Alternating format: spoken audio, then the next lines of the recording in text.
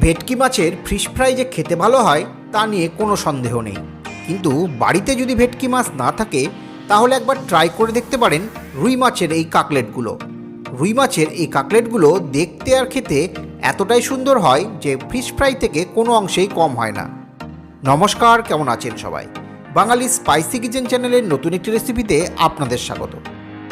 প্রথমে আমরা 5 পিস মতো রুই মাছ সেদ্ধ করে নেব।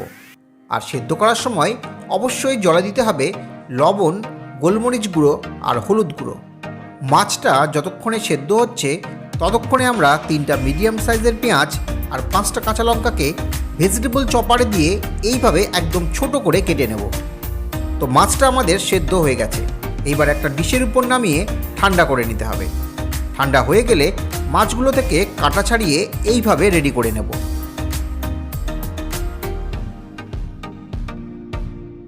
এবার কড়াইয়ে দেব 3 চামচ মতো তেল।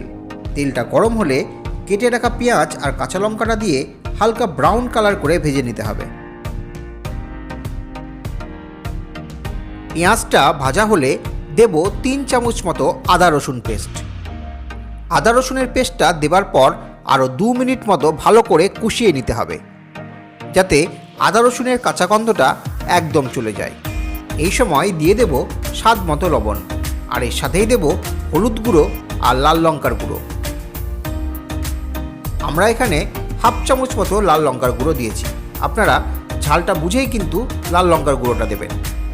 আর এর সাথেই দেব 1 চামচ মতো জিরে গুঁড়ো। এবার সব মশলাগুলো ভালো করে কষিয়ে নিতে হবে। যখন দেখবেন মশলা থেকে তেল বেরিয়ে আসছে তখন কাটা ছাড়িয়ে রাখা মাছগুলো দিয়ে দিতে হবে। মাছটা দেবার পর মশলার সাথে আরও 2 মিনিট মতো ভালো করে কষিয়ে নিতে হবে। ঠিক মতো কষে যাবার পর পুরটার মধ্যে বাইন্ডিংস আনার জন্য দেব 3টে মিডিয়াম সাইজের সেদ্ধ আলু। সেদ্ধ আলুটা দেবার পর আরও কিছুক্ষণ কষিয়ে নিতে হবে। যখন দেখবেন আলুর পুরটার কড়াইয়ের গায়ে আটকে যাচ্ছে না তখন দিয়ে দেব 1 চামচ মতো মিট মশলা আর সামান্য গরম মশলা গুঁড়ো। ব্যাস, পুরটা তাহলে আমাদের একদম রেডি।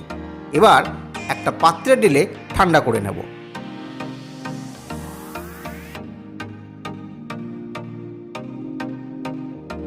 পুরটা ঠান্ডা হওয়ার পর কাকলেটের শেপ দেওয়ার জন্য অবশ্যই পুরটার মধ্যে বিস্কুটের গুঁড়ো বা ব্রেড ক্রাম্বস মিশিয়ে নিতে হবে।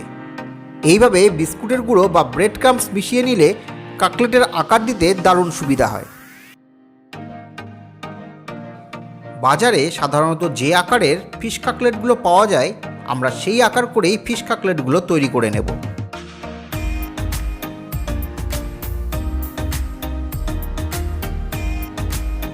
এবার ফিশ কাকলেটগুলোকে বিস্কুটের গুঁড়ো দিয়ে কোট করার জন্য প্রথমেই একটা ডিমের ব্যাটার বানিয়ে নেব। তার জন্য একটা মিক্সিং বোলে নেব 3টে ডিম। এবার এতে মেশাতে হবে গোলমরিচ গুঁড়ো আর স্বাদ মতো লবণ।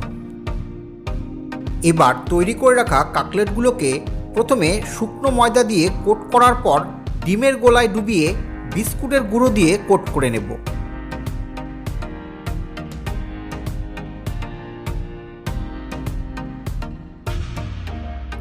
আমরা 2 রকম আকারের কাকলেটগুলো তৈরি করে নিয়েছি।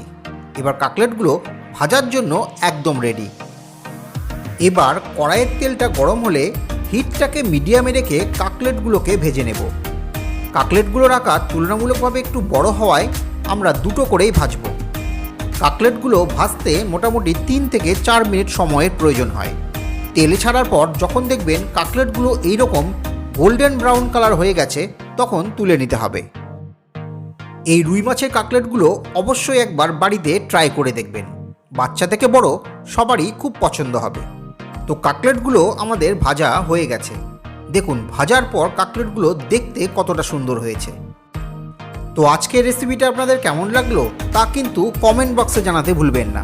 আর ভালো লাগলে একটা লাইক ও শেয়ার অবশ্যই করবেন। তবে আজ এতটুকুই, দেখা হচ্ছে নেক্সট কোনো রেসিপিতে। ভালো থাকবেন।